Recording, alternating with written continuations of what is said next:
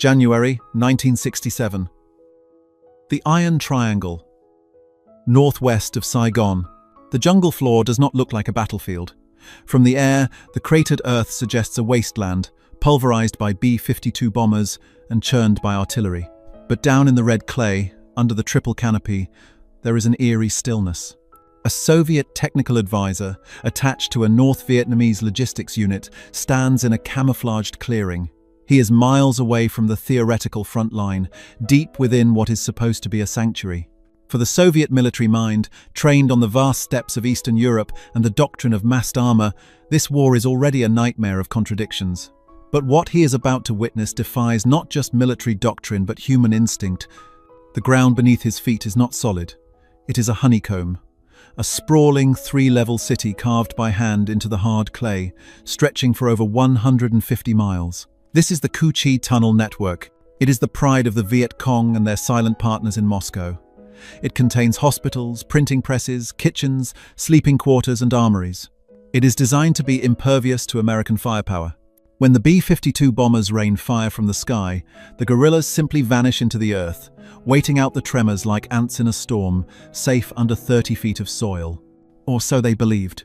The incident begins not with an explosion, but with a silence that is broken by a scream from the earth itself.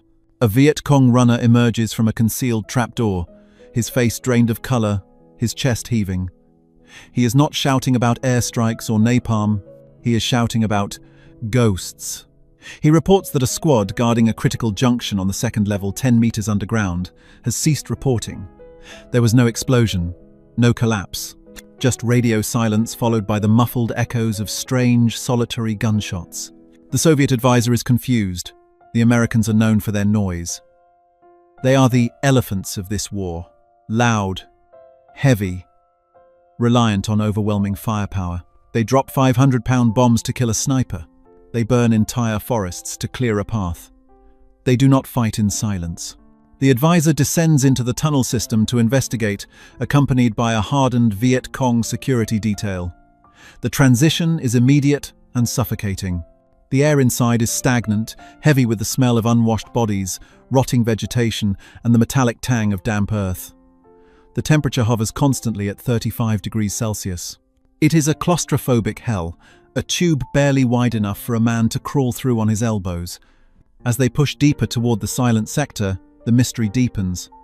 The traps set to protect this corridor, punji stakes smeared with toxins, tripwires connected to grenades are bypassed or dismantled.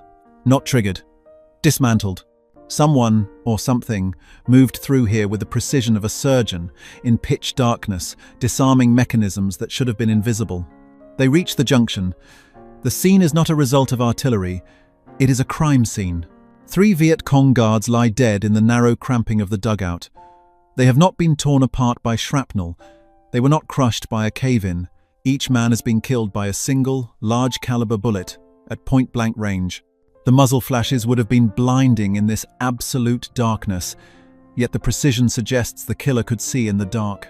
The advisor examines the wounds. They are massive, causing trauma far exceeding the standard rounds used by American infantry rifles. This was heavy pistol fire. But the most terrifying detail is what is not there. There are no American bodies. There is no equipment left behind. No helmets, no heavy packs, no flak jackets. The tunnel is too narrow for a standard American soldier, burdened with 50 pounds of gear, to maneuver. A man in full combat load would be wedged tight, unable to turn, unable to breathe. Yet, someone had been here. Someone had crawled into this suffocating grave, hunted down the defenders in their own home, and vanished back into the blackness without making a sound that reached the surface. On the wall of the dugout, scratched into the hard clay, is a crude symbol. It is not a military designation. It looks like a rat. Before we descend further into this subterranean nightmare, if you want to understand the hidden mechanics of the conflicts that shaped our modern world, make sure to subscribe to Cold War Impact.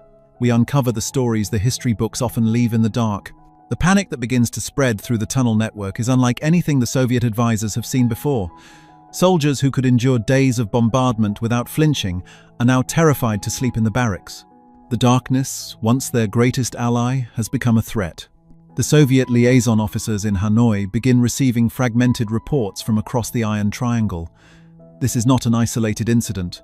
Across the sector, secure underground caches are being raided. Documents are vanishing from command bunkers thought to be impenetrable. High-ranking officers are being assassinated in their sleep, 3 stories underground. To the strategic planners in Moscow, this makes no sense. The Americans are technologically superior, yes, but they are physically too large, too clumsy, and too reliant on technology to fight a war of inches in the dark. The average American soldier stands 5 feet 10 inches tall and weighs 160 pounds. The tunnels were built for men of smaller stature, specifically to exclude the Western frame. The reports filtering back to the KGB residents in the region speak of a new American weapon. Is it a drone? A trained animal? Some reports suggest the Americans have recruited mercenaries from the region, but the tactics are aggressive, cowboy-like, distinctively Western. The stakes for the Soviet strategy in Vietnam are suddenly existential. The entire premise of the asymmetric war relies on the sanctuary of the underground. If the Americans have found a way to penetrate the tunnels without destroying them, they can extract intelligence. They can map the network. They can find the supply routes from the Ho Chi Minh Trail. For the Soviet advisor standing over the bodies in the clay, the fear is more immediate. He realizes that the layers of earth above him are no longer a shield. He turns off his flashlight for a moment, plunging the tunnel into absolute crushing blackness. He listens. He can hear his own heart hammering against his ribs. And then, somewhere ahead in the labyrinth, in a tunnel that should be empty, he hears a scrape. Metal on clay. Then a breath. The enemy is not above. The enemy is in the walls. This was the impossible reality facing the communist forces in 1966 and 1967. The Americans, who were supposed to be fighting a high-tech war from the air, had somehow evolved to fight a primal, prehistoric war in the dirt. The psychological impact was devastating. The sanctuary was violated. But for the Soviets, the confusion was about to turn into a frantic, scientific hunt for an answer. They needed to know what kind of soldier could do this. They needed to know how the Americans were navigating the unnavigable. And most importantly, they needed to know how to stop them before the entire underground infrastructure of the resistance collapsed from the inside out. The ghosts of the tunnels were about to become the priority target for the KGB's technical analysis. Hanoi, spring 1967. In a windowless room within the North Vietnamese Military Intelligence Bureau, the air is thick with cigarette smoke and the hum of ventilation fans. A team of KGB analysts and senior North Vietnamese army commanders are gathered around a large wooden table covered in acetate maps. These maps detail the Iron Triangle and the Cu Chi district. Usually, these meetings are about logistics trucks moving down the Ho Chi Minh Trail, the placement of SA-2 surface-to-air missile batteries, or the interception of American radio traffic. But today, the subject is biological. The Soviet advisors are looking at a series of photographs taken inside the tunnels. They are grainy, lit by flashbulbs in the oppressive dark, showing the aftermath of the recent incursions. The evidence presents a contradiction that the Soviet military doctrine cannot reconcile. The report on the table is titled simply, "The Subterranean Threat." The investigation begins with the bodies. The Soviet medical examiners note that the Viet Cong dead were not killed by spray and pray tactics. In close quarters, panic usually results in wild automatic fire. A soldier encountering an enemy in a dark tube will hold the trigger of his AK-47 or M16 until the magazine is empty. But these bodies tell a different story. They were killed with single, deliberate shots. The ballistics report identifies the rounds as .45 caliber slugs. This is a heavy, slow-moving bullet, the standard ammunition for the American M1000 911 pistol. This confuses the analysts. The M1000 911 is a relic, a sidearm from the First World War. It is heavy, it kicks like a mule, and it only holds 7 rounds. In the age of the M16 assault rifle, which sprays high-velocity lead, why would the elite American infiltrators rely on an antique pistol? The Soviet advisors theorized that the noise is the key. An M16 fired inside a tunnel creates a concussion wave that can rupture eardrums and cause immediate disorientation. The M1000 911, while loud, has a different acoustic profile. But using a pistol implies that the intruder must get close, terrifyingly close, within arm's reach. The investigation moves to the physical constraints. A KGB technical officer brings up the dimensions of the trapdoors. The spider holes that serve as entrances are incredibly small rectangular frames, often measuring less than 20 inches by 20 inches. The tunnels themselves are often no wider than the shoulders of a small Vietnamese man. The Soviets have data on the average American conscript. They are nourished on meat and dairy. They are large, broad-shouldered, and carry equipment harnesses that add inches to their girth. The math does not work. A standard US Marine cannot fit through these holes. If he tried, he would be stuck at the chest, a helpless cork in a bottle. This leads to the wrong conclusions, the phase where paranoia begins to override logic. One prevailing theory among the Soviet intelligence staff is that the Americans are using South Vietnamese mercenaries. It seems the most logical explanation. Men of the same stature, perhaps coerced or paid by the CIA to enter the holes. But the field reports from the Viet Cong survivors contradict this. They report hearing the intruders cursing in American English. They report a distinct, aggressive body language that is culturally American, a reckless forward momentum that differs from the patient, ambush-style tactics of the ARVN, South Vietnamese Army. Another theory, darker and whispered among the lower ranks, is that the Americans have deployed a specialized midget battalion. This sounds absurd to the officers in Hanoi, but in the field, panic breeds myths. Stories circulate of stunted men with night vision goggles, genetically modified, or surgically altered to fit in the walls.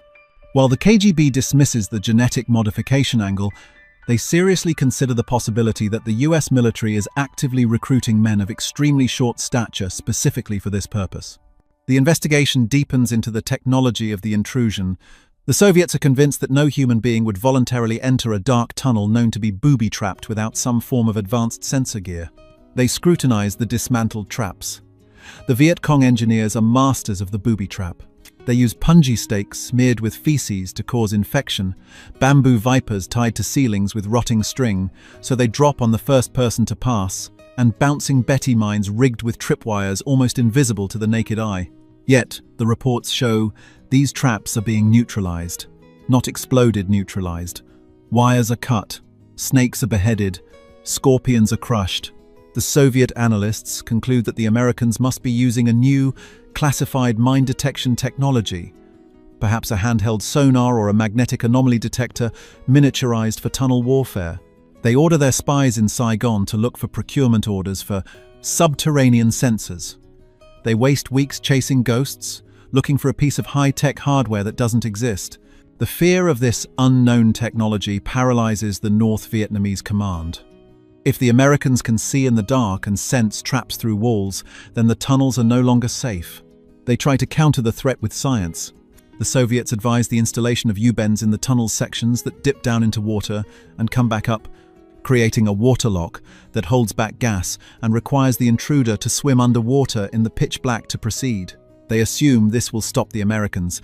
No soldier, they reason, would dive into murky water in a tunnel, not knowing if a knife is waiting on the other side. But the reports come back. The intruders are swimming through the U-bends. The legend grows. The enemy is amphibious, silent, and suicidal. By late 1967, the tunnel ghost has become a strategic crisis. The Viet Cong political officers report a drop in morale. Soldiers are refusing to go deep into the sanctuary levels.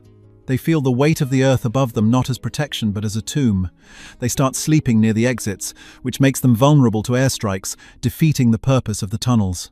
The Soviet advisors are frustrated. They are looking for a systemic answer, a new battalion, a new weapon, a new tactic. They are analyzing this through the lens of Cold War superpowers, where every problem is solved with technology or overwhelming force. They cannot conceive that the solution might be individualistic. The turning point of the investigation comes when a Soviet signals intelligence unit intercepts a strange transmission from an American radio network near the Cu Chi district. It is not a standard military report. It is informal, almost casual. The rat is in the hole. Send the lemonade. Lemonade was code for a specific type of tear gas or explosive charge, but the phrase, the rat, catches their attention. It is singular. Not the squad, not the unit, just the rat. The KGB analysts pause. Is it a code name for a device, a drone, or a single man? They begin to piece together a profile of the enemy. This is not a super soldier, this is not a robot, this is a predator. They realize that the Americans have not invented a machine to fight in the tunnels. They have done something far more disturbing to the Soviet mindset. They have found men who like it. The investigation concludes not with a technical diagram, but with a psychological profile that unsettles the Soviet command. They are facing an adversary that has abandoned the safety of air support and artillery to fight with a knife and a flashlight. The Soviets realize they are not fighting the American military machine down there, they are fighting American individuals. But they still don't know who these men are, or how they are trained to suppress the natural human instinct to scream when buried alive. While the Soviet analysts in Hanoi were chasing phantom radar signatures and theorizing about genetically modified battalions, the truth was sitting on a crate of ammunition in a dusty firebase of the United States Army's 1st Infantry Division. It is 1966. The location is the perimeter of the Big Red 1 encampment, just outside the Iron Triangle. There are no clean rooms here, no acetate maps, no climate-controlled intelligence centers. There is only the baking heat of the South Vietnamese dry season and the smell of diesel and burning latrines. The secret weapon that had the Kremlin so terrified was not a machine. It was a chemical engineer turned army captain named Herbert Thornton. And the advanced technology the Soviets were searching for was a flashlight taped to a stick. The American command had faced the same problem the Soviets were analyzing, but from the other side of the mirror, they knew the tunnels were there. They knew airstrikes couldn't crush them and tear gas couldn't clear them. The standard procedure, blow the hole and move on, was failing. Every time they sealed an entrance, the Viet Cong popped up 100 yards away like gophers in a garden, dragging mortars and machine guns with them. Captain Thornton realized that the United States Army, the most powerful mechanized force in history, was losing the war because it was too big. It was a dinosaur trying to catch a mouse in a burrow. To win, the dinosaur had to evolve. Thornton did not send a request to the Pentagon for a new weapon system. He did not wait for a research and development team to build a tunnel-clearing robot. In a display of the improvisation that defined American battlefield dominance, he simply walked out to his men and made an announcement that would sound insane to any rational soldier. He was looking for volunteers. The requirements were simple but brutal. You had to be small, preferably 5 feet 6 inches or shorter. You had to have nerves of steel. And you had to be willing to do the one thing every survival instinct screams against: crawl headfirst into a dark, suffocating hole to face an enemy who is waiting for you. They didn't call themselves a unit at first. They called themselves Rat 6. Later, history would know them by the name that terrified the Soviets, the Tunnel Rats. The source of the mystery was the stripping away of the American military machine. When a tunnel rat prepared for a mission, he did the opposite of what a modern soldier does. He did not gear up, he geared down. First, the flak jacket came off. In the tight squeeze of a tunnel, the bulky ceramic plates were a death sentence. If you got stuck, you died. Next, the helmet. It limited hearing and vision. It was discarded. Then, the boots. Some rats went in barefoot or wearing simple canvas sneakers, needing to feel the tripwires with their toes before they triggered them. Finally, the rifle. The M16 assault rifle, the symbol of American power, was too long to traverse the sharp corners of the subterranean maze. It was left in the dirt above. The advanced sensor package the KGB was hunting for was nothing more than a standard issue angle-head flashlight. But the rats modified them. They didn't trust the batteries, so they carried spares. They didn't want to be targets, so they taped red lenses over the bulbs or simply held the light away from their bodies, knowing the enemy would shoot at the glow. And then, there was the weapon that had confused the Soviet ballistics experts. The tunnel rats chose the M1000 911A1 pistol. It was a relic from 1911. It was heavy, weighing nearly 3 pounds loaded. But in the claustrophobic dark, where an enemy might lunge at you with a knife or a bamboo spear from 2 feet away, stopping power was the only metric that mattered. The rats didn't need to pierce armor, they needed to knock a man backward instantly. The heavy .45 caliber slug hit like a sledgehammer. The deafening roar of the gun in a confined space was a weapon in itself, a thunderclap that stunned the nervous system of anyone nearby. This was the secret project.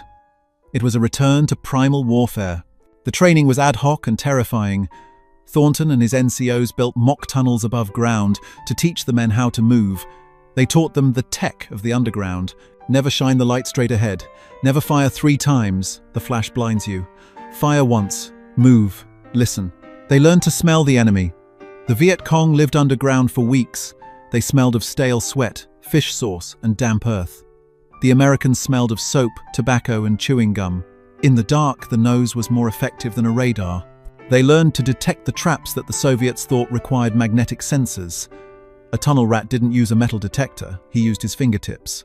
He would crawl inches at a time, running his fingers along the walls and floor, feeling for the faint tension of a tripwire made of fishing line. He learned to look for the too smooth patch of dirt that hid a scorpion pit. This was the source of the ghost phenomenon. The Soviets could not comprehend it because it didn't fit their model of the American soldier. They expected a conscript who relied on air support. They got a volunteer who relied on silence.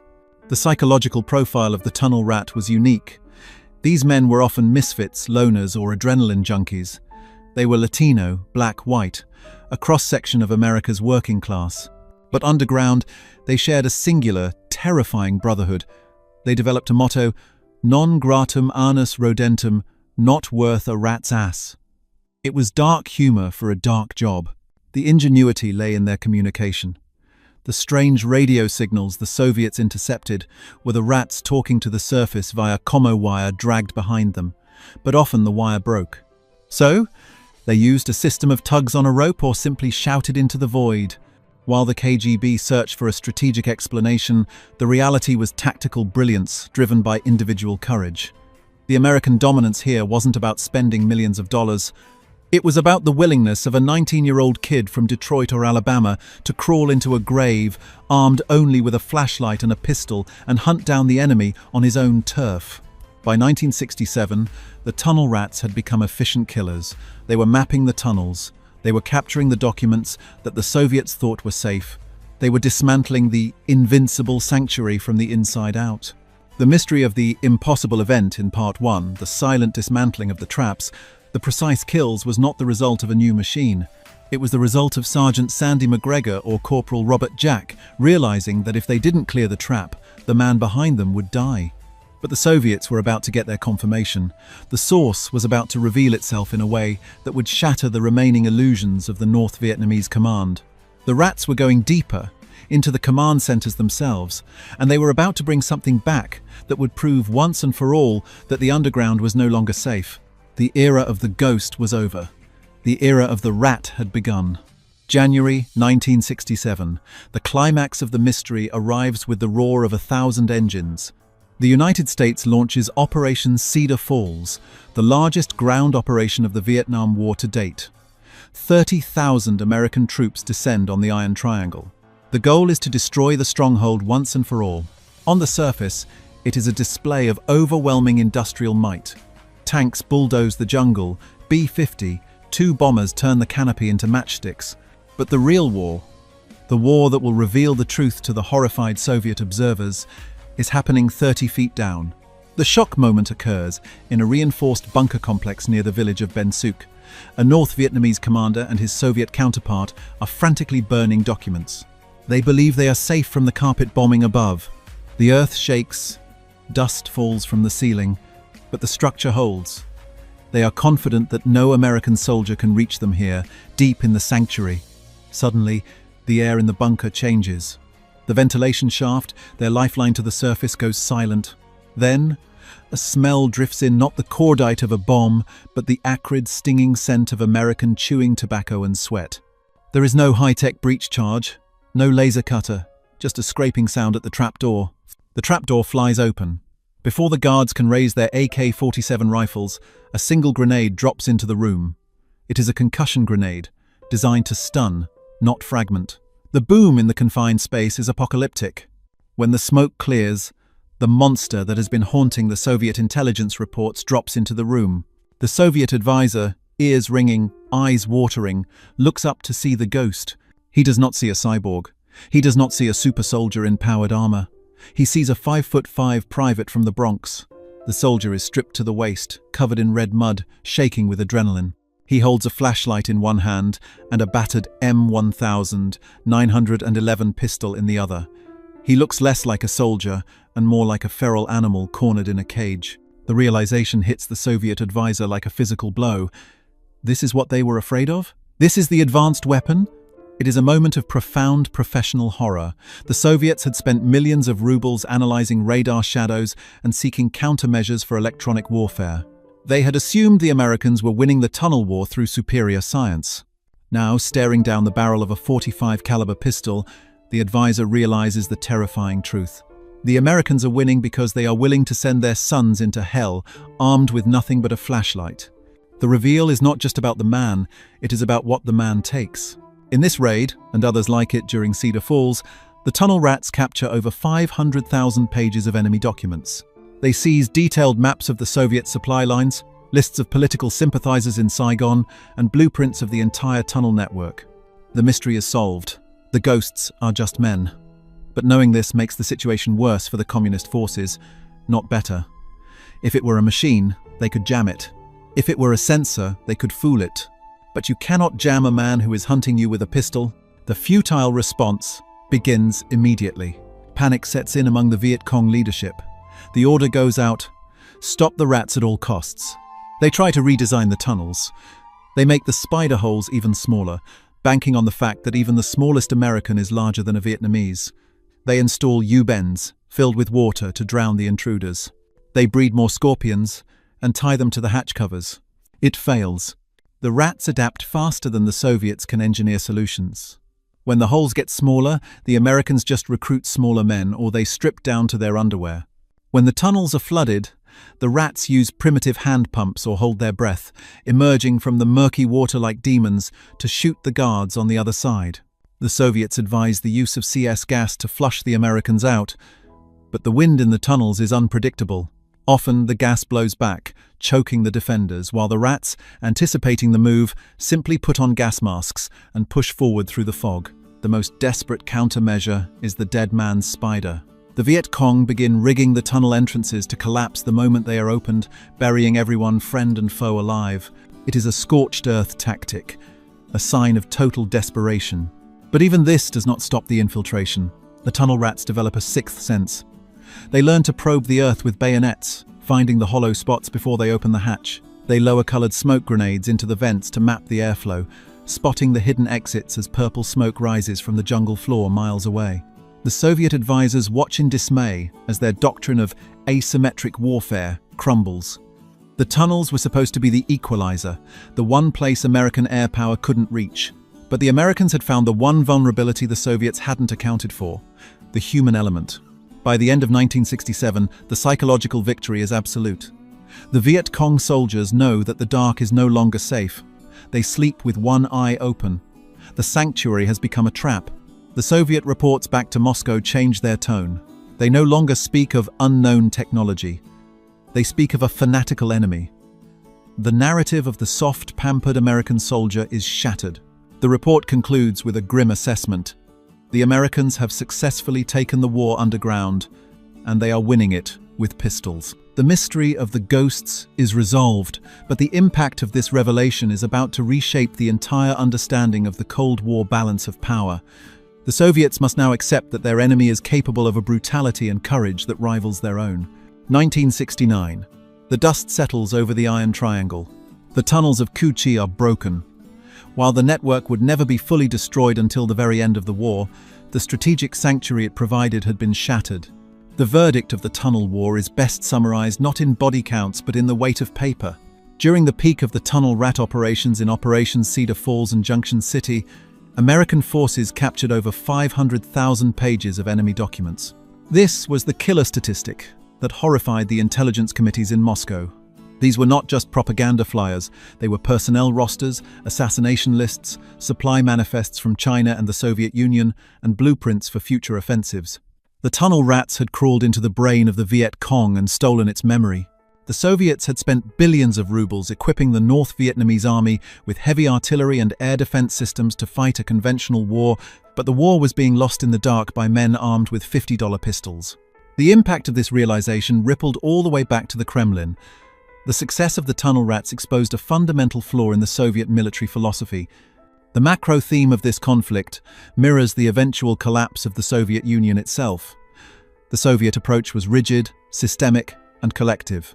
They built the tunnels as a massive, static fortification, a Maginot Line under the earth. They believed that if the engineering was sound, the system would hold. They relied on the mass, the sheer volume of dirt, and the complexity of the design to defeat the enemy. The American response, however, was a triumph of individualism and adaptation, the core strengths of the West that the Soviets could not replicate. The US Army did not try to defeat the tunnels with a bigger machine. They defeated them by empowering the individual soldier to improvise. Captain Thornton didn't wait for permission from the Pentagon to form the rats. He just did it. This highlighted the widening gap between the two superpowers. The Soviet system paralyzed innovation with bureaucracy. If a Soviet unit faced a new threat, they waited for orders from Moscow.